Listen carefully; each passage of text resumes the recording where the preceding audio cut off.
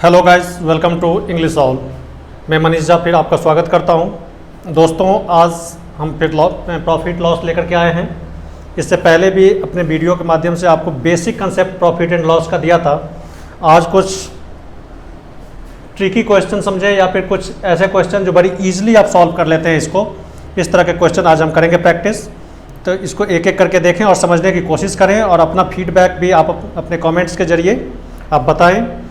यदि आपको ये पसंद आए तो आप इसको लाइक करना, सब्सक्राइब करना, आप वीडियो के अंत तक बने रहना, और इससे कुछ आपको फ़ायदा ही होगा, कुछ मिलेगा ही। तो देखें इस क्वेश्चन को। यहाँ पे क्वेश्चन लिखा हुआ है, the cost price of 36 books is equal to the selling price of 30 books. Cost price of 36 books यानी 36 किताबों की लागत मूल्य 30 किताबों के विक्रय मूल्य के बराबर है।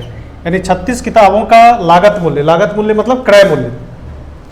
तो जिस कीमत पर किसी चीज़ को खरीदते हैं उसे क्रय मूल्य कहते हैं। पिछले वीडियो में मैंने बेसिक कंसेप्ट आपको बताया था। यानी 36 किताबों का सीपी, 36 किताबों का सीपी ये किसके बराबर दिया हुआ है?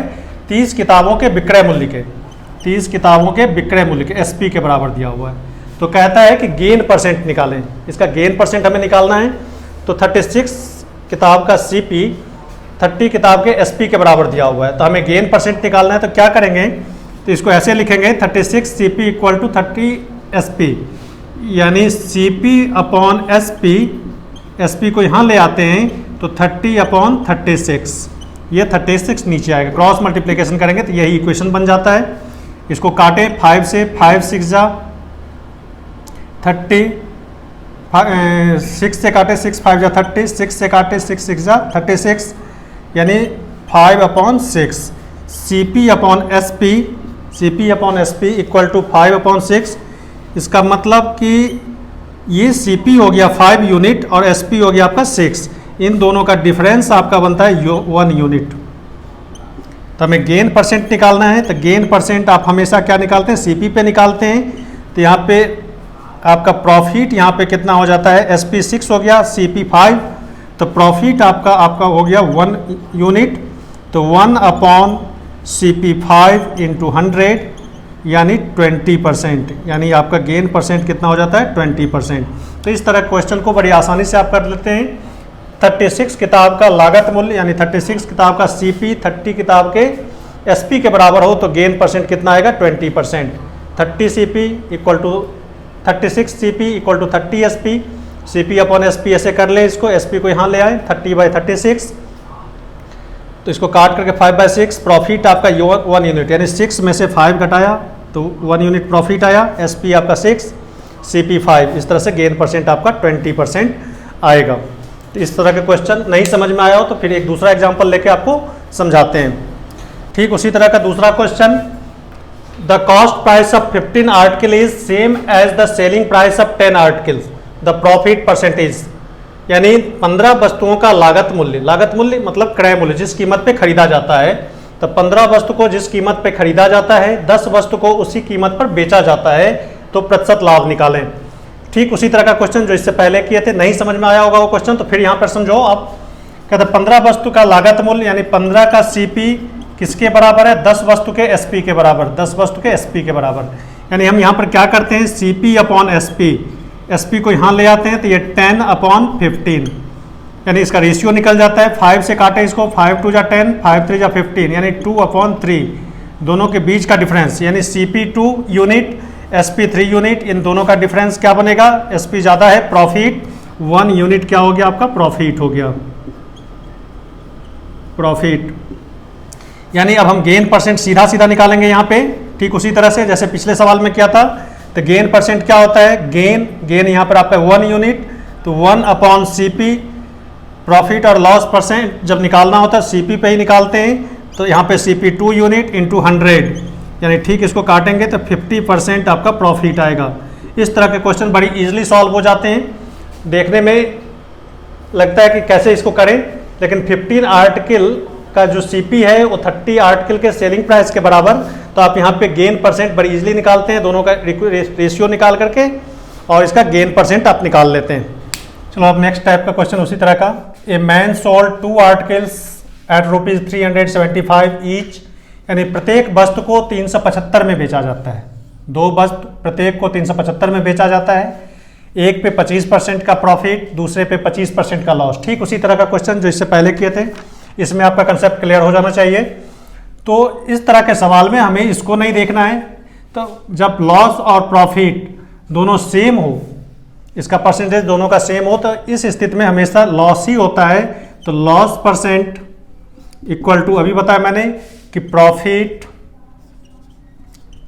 Percent into loss percent upon 100। तो प्रॉफिट यहाँ पे 25%, लॉस भी 25% अपॉन 100। 25 से इसको काटेंगे बाय 100 तो 25/4 यानी 6 इंटीजर 1/4%, यानी इसको लिख सकते हैं 6.25%। यानी ऐसे इस केस में हमेशा लॉस ही आएगा। लॉस कितना आएगा? 6.25। तो इस तरह से इस सवाल को बड़ी इजीली आप कर सकते हैं। सिर्फ लॉस और प्रॉफिट परसेंट देखना है, दोनों को मल्टीप्लाई करके 100 से डिवाइड करें आप, तो आपका लॉस परसेंट निकलेगा। तो इस तरह के सवाल बराबर पूछे जाते हैं पेपर में, तो आप इसको देखें, इस पर प्रैक्टिस करें। एक नेक्स्ट टाइप का क्वेश्चन देखते हैं, टाइप 3। इसमें कह रहा है कि a man sells an article at 10% loss. एक आदमी 10% लॉस पे कोई वस्तु को बेचता है। If he had sold it at ₹10% मोर, यदि वह 10 रुपीज मोर 10 रुपया ज़्यादा में बेचता है, ही वुड हैव गेन्ड अप 10%, तो उसे 10% का प्रॉफिट होता। तो कहता है cost price of the article is, यानी एक वस्तु को 10% लॉस पे बेचा जाता है, यदि वह 10 रुपया ज़्यादा में बेचता तो उसे 10% का प्रॉफिट होता। तो ऐसे में उस वस्तु का क्रय मूल्य क्या होगा? इस तरह के क्वेश्चन हर एक बुक में आपको मिल जाते हैं, और कोई भी सेट बनाओ इस तरह के क्वेश्चन आ ही जाते हैं। तो इसको बड़ी आसानी से आप सॉल्व कर सकते हैं। तो हम मान लेते हैं कि let the CP be rupees 100, CP of the article भी 100 यूनिट, 100 यूनिट मान लेते हैं। तो 100 ये CP हो गया आपका। अब कहता है इसको बेचता है 10% लॉस पे। 10% लॉस पे यदि बेचें इसको हम 10% लॉस पे, लॉस परसेंट आपका 10%, तो कितना में बिकेगा? 90 रुपया में। यदि इसको 10% प्रॉफिट में बेचता तो कितना में बेचता? 110 रुपया में बेचता। 100 रुपया यदि हम CP मान लेते हैं वस्तु का, 10% लॉस में यदि बेचता है वो, तो 90 रुपया में बिकता है। 10% प्रॉफिट में बेचता है, प्रॉफिट परसेंट 10% प्रॉफिट में बेचता है तो 110 में बेचता है। दोनों के बीच में डिफरेंस कितना आता है? डिफरेंस कितना आता है? तो 20 रुपीज़ का 20 यूनिट का डिफरेंस आता है उसका, 20 का। यानी 20 यूनिट का कॉस्ट कितना बन गया? 10 रुपया ज़्यादा में बेचता है तो 10 रुपया इसका कॉस्ट आ गया 20 यूनिट का। एक यूनिट का कितना आएगा? 10/20। 100 का तो 10/20 इंटू 100, 20 से काटे 5, यानी उसका CP जो आएगा 50 रुपया आएगा।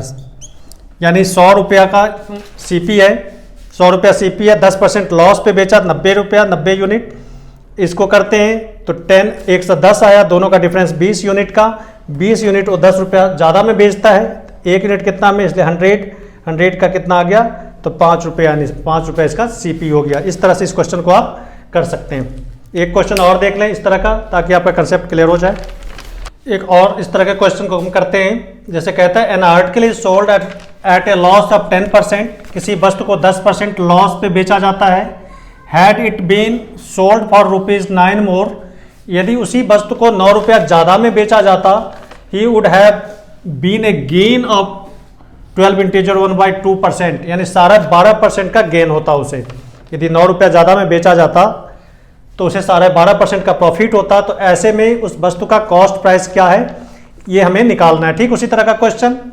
तो हम मान लेते हैं लेट CP बी 100 यूनिट, हम CP 100 यूनिट मान लेते हैं।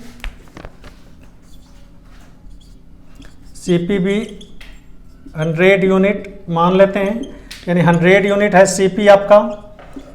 इसको 10% लॉस पे बेचा जाता है, तो 10% लॉस पे बेचे इसको, तो कितना सीपी बनेगा आपका, एसपी कितना बनेगा, तो 90। यदि इसको 10% लॉस पे ना बेच के प्रॉफिट पे बेचें, 12.5% प्रॉफिट पे, तो कितना आएगा, एसपी 112.5। ये आपका एसपी, दोनों का डिफरेंस निकालते हैं, डिफरेंस। ठीक उसी तरह का क्वेश्चन, इसका डिफरेंस निकालते हैं 22.5 यूनिट, यानी इसी यूनिट को बेचता है 9 रुपया ज़्यादा में, तो यहाँ पे लिखेंगे 25 यूनिट का सीपी कितना आ जाएगा, 9 रुपया। 1 यूनिट का कितना आएगा, 9/22.5, 100 का निकालना है, तो 9 × 22.5 × 100।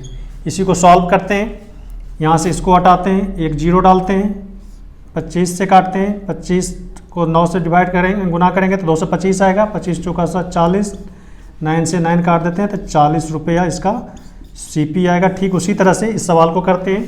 तो इस तरह से आज हमने कई तरह के सवाल किए हैं, तो आप इस तरह से आप इस सवाल को प्रैक्टिस करें और इस चैनल को सब्सक्राइब कर दें, लाइक करें, और नए नए वीडियो आपको इस तरह से हर एक चैप्टर वाइज आपको मिलता रहेगा। Thank you very much.